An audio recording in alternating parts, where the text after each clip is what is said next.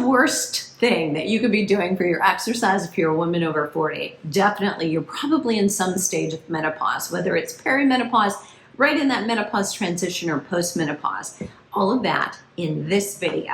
Hey, I'm Debra Atkinson. I'm the founder of Flipping 50. I'm a 41-year fitness professional, full-time, not a hobby, not a couple hours a week, but literally in depth. I taught for 15 years in the Department of Kinesiology to our PE majors. Those are pre-physical therapists, pre-med students, some of them. People who wanted to become trainers, own studios, manage them.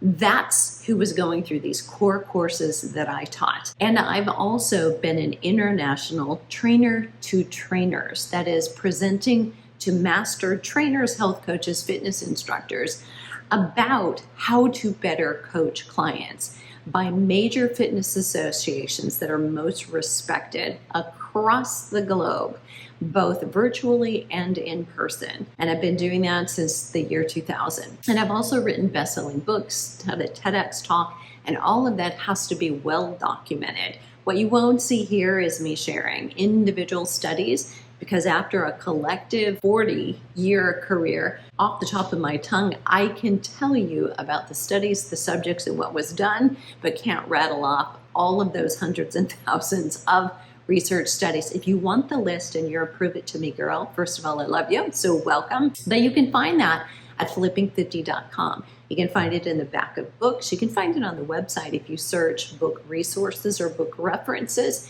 You can also find it at the bottom of blogs and podcasts, because we use science from peer-reviewed journals, very important distinction, and mostly random control studies. And that means the subjects didn't know, were they in the testing group or were they in the benign group, not actually doing the test, the placebo. And sometimes it's double randomized controlled study that neither were double blind, that neither the researchers nor the subjects knew. Those are the best kinds of studies. But we also have to take right now research from exercise physiology that we've known for decades. And we have to take the physiology of menopause, and sometimes where there are still gaps in research on women who are in menopause, because there's probably less than 10% of all research out there featuring females in those stages specifically. So we're getting some. We have more today than we had a decade ago. However, there's still a lot of gaps. So we have to take the two knowledge bases and put them together. And I take 40 years of coaching women in midlife and also put that to the use, because if not every woman is represented, we have to look at, number one, is it working? Are we getting her results? So let's talk about the worst workouts for women over 50 and what to do instead. Number one, random workouts. You've heard this, you might have said this, and so too have I. Anything or something is better than nothing. You know, and where women in midlife are concerned, that may or may not be true. If you're getting the opposite of desired results, if you're tracking your lean muscle, I hope that you are, via a smart scale. It's telling you how much muscle mass, percent body fat, that body composition that's so important, not just your weight. But if you're losing muscle and or gaining fat, that is suggesting to you what you're doing is not working. Those of you who are exercising should be the most energetic women in the room. Exercise is supposed to give you back energy for life, not exhaust you and then set you on the couch for the rest of the day. What you need to know is only 20% of women, self-reported anyway, 80% of women are not exercising the way they should be, the minimum amount to get metabolic health. So if you're of the 20%, you should be the most energetic woman walking into a room. If that's not true, if you're reporting that you're tired all the time, you're not sleeping well, even that, those things are related to fitness. But random exercise, and what I mean by that is you're here right now and you're potentially watching this on YouTube. And if that's true, and this is where you're getting your workouts, you want to be very, very careful that what you're doing right now for your workout is related to what you did last week for your workout. And this is setting you up and getting you ready for what you're going to do next week. You never want to do the same workout over and over and over, because the best workout for you today will not continue to be if you do it over and over, and or if you're still doing it a year from now. Same weight, same reps, same sets. We need overload. We need a very planned organization of sets, repetitions, sequence of exercise, the amount of rest that goes in between. Exercise prescription is what we call it when we teach trainers how to come up with plans, is not for the quick fix. It's not for those who just want to, oh, I love this move, I want to do it in a workout. We have to know, why are we creating the exercises we are? What is the goal and the purpose of that exercise? Why are we doing it? Why would we avoid it? How should it feel? And how do we not want it to feel? If you don't have the answers to the majority of those questions, and or feel really solid in reviewing them now, that, yeah, I know why I'm doing all of these things. I know why this workout is best for me right now. I encourage you to review it. Get on a plan that is actually take you through starting at the right place, progressing at the right pace. Place and pace. If you could remember that, you will no longer be doing random workouts, and you will understand it's not just strength training day. It's the strength training day that complements last week's and the one I'm going to do next. Super important in order to achieve results and continue to get better. Doesn't mean you'll always be able to go heavier. We're going to maintain, but we can maintain only when we continue to stimulate in a unique and different way. Number 2, long cardio sessions. For an endurance lover, this one is really hard to say. So hi, my name is Debra. I'm a recovering endurance athlete. I loved long runs. I somehow started running from walking to jogging to 5 miles, and then it was 10. And then it was like, what could I do? And I did 5 marathons. And then I thought, I really want cross training. So if I'm swimming and biking and running, I'm going to evenly distribute the work on different muscles, different joints, and probably have a longer life to my endurance work. So true, until enter menopause. What happens in midlife? For women over 40, our estrogen goes down. No secret there. But when that happens, cortisol goes up. It's a corresponding attempt by the body to remain and keep you in homeostasis. The body says, hey, I'm going to try to just make more cortisol. I'll convert that to estrogen. And that conversion doesn't work very efficiently or effectively, but it is what's happening. And we now don't have as good a blood sugar regulation. Many of us don't have good control over our glucose, and that is where you keep hearing the term insulin resistance. If you have belly fat, whether you've gained weight or not, may have relocated to the belly, that is a combination of both cortisol and insulin. Long endurance exercise actually inspires higher cortisol levels for a woman who's already chronically elevated, higher than she was pre-menopause. So we're not saying there's anything wrong with cortisol. Cortisol is necessary. It's supposed to go up at certain times of day, down at others, and it can be off in both of those ways. But if chronically your cortisol level is already off, we know it's already elevated. For many women, you may be watching and it may be too low for you because of either an existing condition or you've gone through a long period of time where it was elevated and now you're depleted. Whatever the reason is, if we're doing endurance exercise, and that line of endurance is different for you and for me. If you've never been exercising and all of a sudden you go out 30 minutes, that could have been your endurance.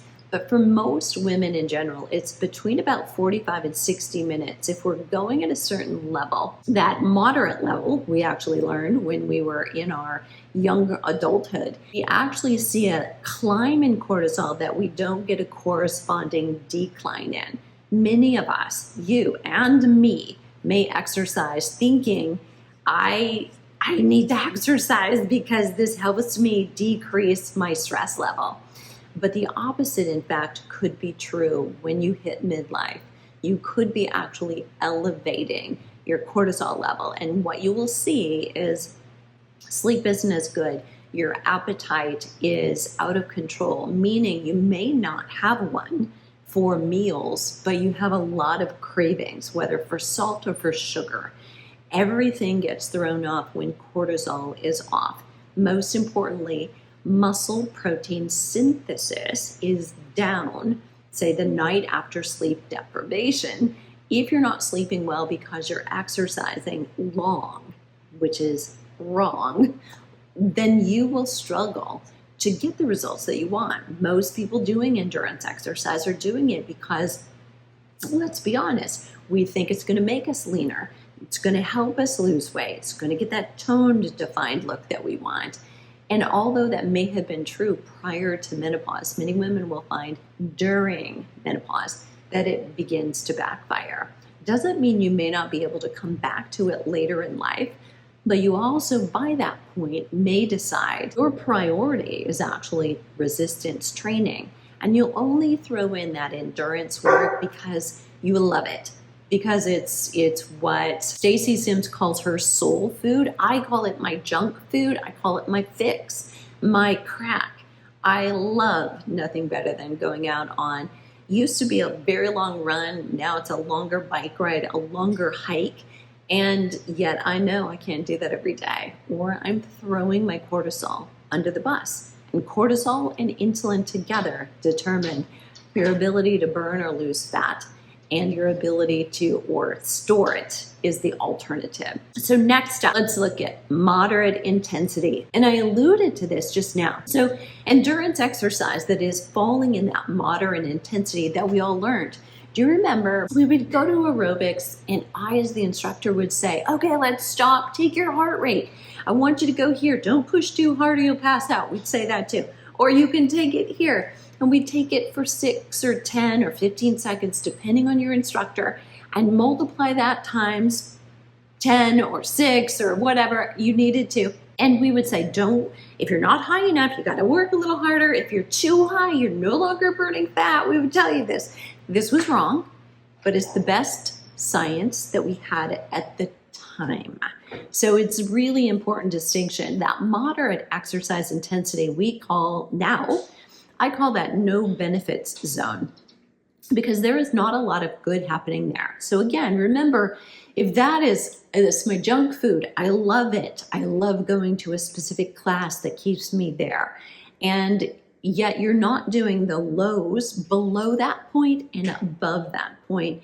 You really want to focus here at the top and bottom, going for walks, self-selected pace. So it's comfortable. Neither you or I spontaneously punish ourselves. We choose things we like, pleasure, and we run from harm or pain. So you're going to go for a walk just at whatever level. That actually is proven to decrease your cortisol levels. And if we can decrease cortisol levels, that takes us out of a place where we are in fat storage when cortisol levels are high.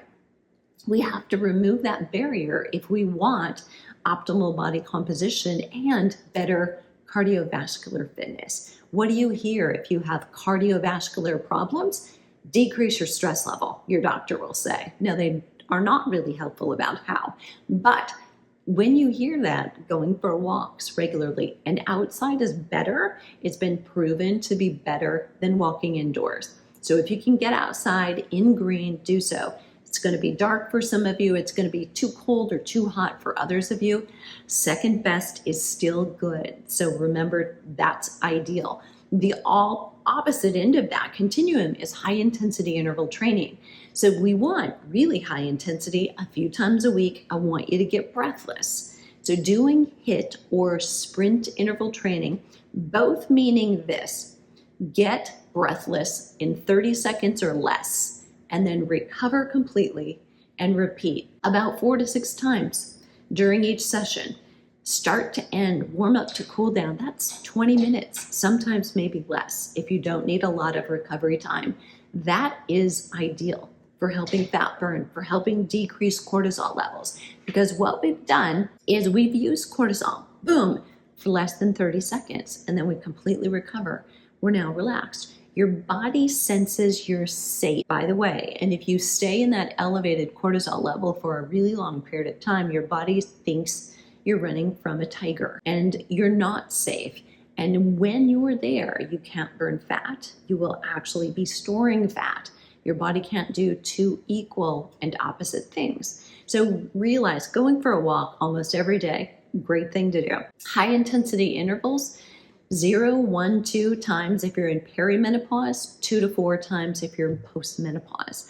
Pick the kind you want. It doesn't have to be running, it doesn't have to be jumping. It could be on an elliptical, a rower, or swimming, but something you love that isn't hard or using repetitive stress on the same muscles and joints every single time if you're doing it frequently. Okay, quick review.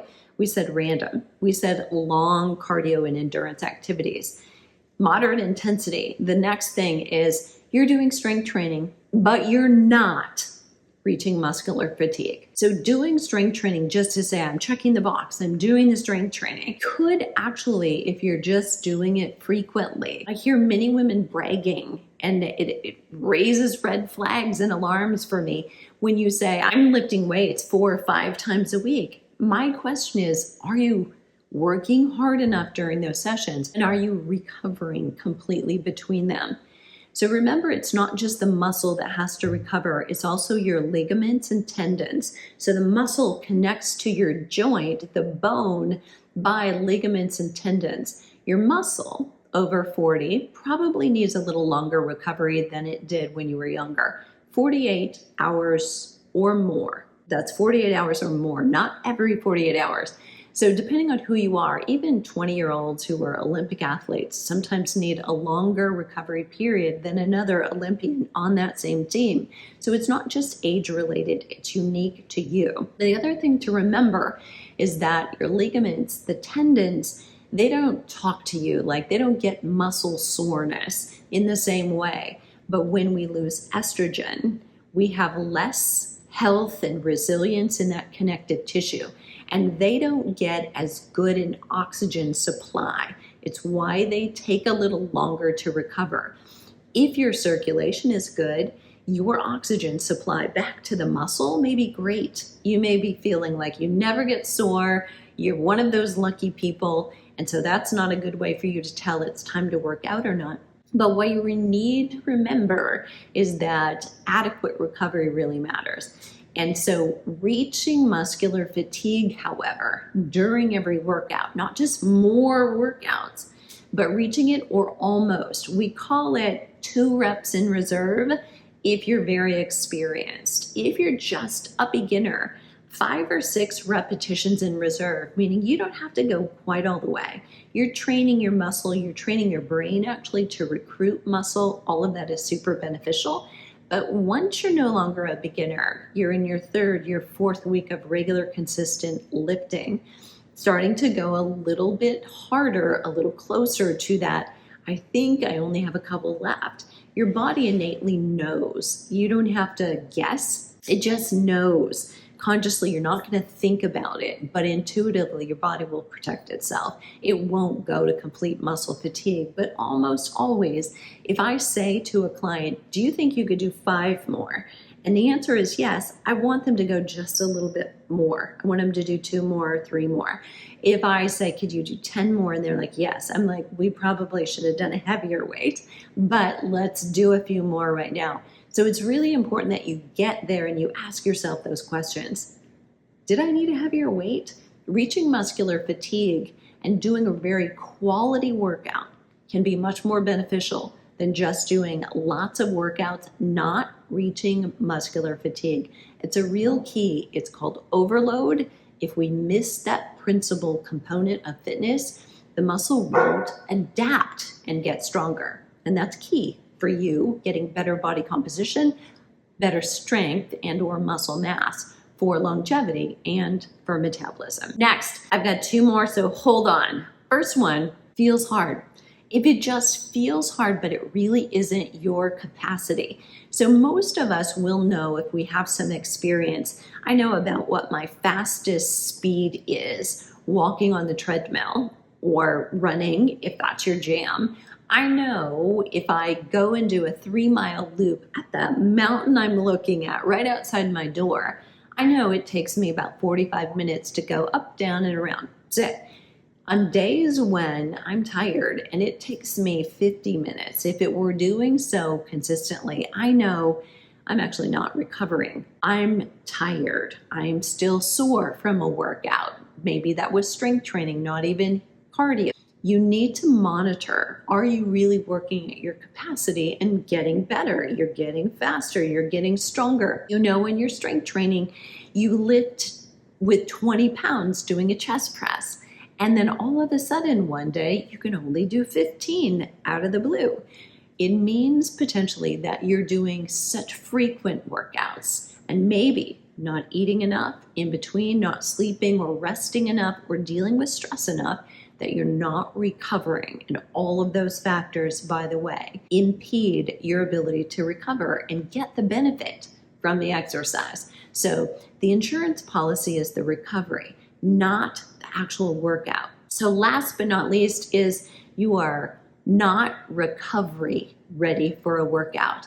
Mentally, you and I, especially if we use exercise to decrease our stress level, we think we're ready. I'm ready. It's Wednesday. I'm ready. I should do a workout today. And that can get dangerous. So if you're not recovery ready, and here's me. So last year, that's 4 decades as a professional, coaching others, and myself being in 42 years of experience, knowing myself, how it feels to work out, how it feels to recover. I was preparing for a conference, and you know how it is when you're preparing for a vacation, a travels trip of some kind. There's a lot of preparation that has to go into being able to be gone. It's getting you ready, it's packing, it's more meetings because you won't have any then. It's getting the dog ready and getting them to boarding and all the little things that are details that you've forgotten. I have to do this and do this. And so I didn't have a really good workout for 5 or 6 days leading up to attending a conference. Now the conference, great people, wanted to be there, was really looking forward to it. Not a stressful thing for me. I wasn't presenting, I was just attending. And it was right across the street from the beach. Perfection for me. So the first morning I get up and I go across the street to the beach and I hit my watch because I want to do a run, and I'm really walking on the beach, but I want to see how far, and I want to know I have to be back in 45 minutes. So I'm going to just kind of watch that as opposed to watch the clock. Then I see +6. That means my recovery readiness score is +6. I stopped in my tracks because I've never seen +6. So I've seen -1, meaning you're not really ready and you're kind of stressed. You should probably go home. I've seen 0 and I've seen +1. I don't believe I'd even seen +2 at that point. +6. I didn't even know the numbers went to +6 in a readiness score. So I give you this information so that you understand. Most of us don't realize I now have a new benchmark of being completely recovered. If I weren't completely recovered and I keep going when I'm +1 and +2, that information should be useful. That day, I was ready for interval training. I was ready for a really hard strength workout. If I was at 0 or +1, those would be good days for simply keeping it slow and walking on the beach. Now, as it was, I went for the walk on the beach and I came back and I did intervals on stairs because I knew I was ready and I could actually push myself in a way I would overload and then benefit from it. So if your readiness, often right now we've got lots of details coming at us from our wearables, our tracking devices. So take a look at your recovery rate. Take a look at, just in basic terms, your resting heart rate. It's first thing in the morning.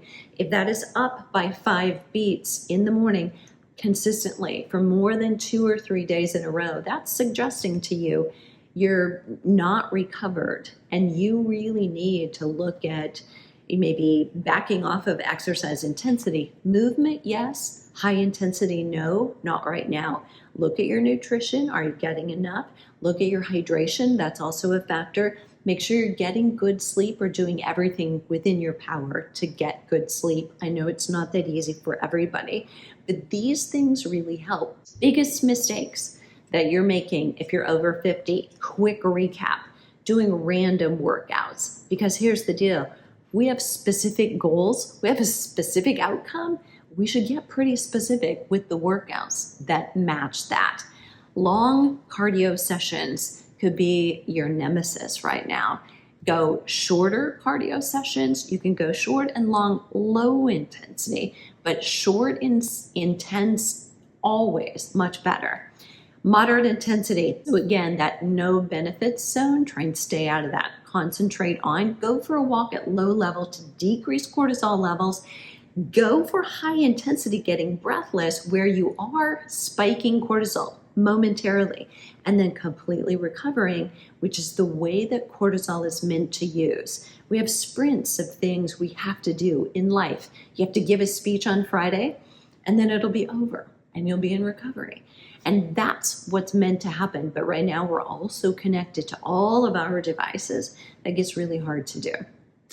The next one was strength. Not reaching muscular fatigue is a huge mistake. Just doing it, just going, just doing, not ideal. Consistency is going to trump intensity. You're going to hear people say that, but I will also say consistently doing the right intensity. Sometimes that's low, sometimes it's high. And then feeling hard, but it not really being hard. Make sure that you're touching base with how fast do you normally go? How long does a certain route typically take you, and is it taking longer? And how strong usually are you? And are you lacking strength? You're not gaining strength anymore? Those are signs. So don't just keep plugging away and think, I'll get better as I do more. You make it worse as you do more. So movement, yes, but don't always push. The last but not least, you're not recovery ready. Check those scores or check resting heart rate. Check, what's my energy level today? I use a 0 to 4 scale because it's short and small. You know, all of your scores should be 3s or 4s. I feel amazing. I can go really hard. I can do it. Or, you know, I kind of feel tired already even before I get started. So realize where you are, answer those questions, and that's it. And I would love to know if this was helpful, if you have questions, and I understand something may not have been clear, and I want to hear from you. If you need help right now, you can get into the 10-day metabolism reset, the Hot No Bother challenge. You can look down below for the link to get into that, and I'll see you on the flip side. Don't forget to subscribe.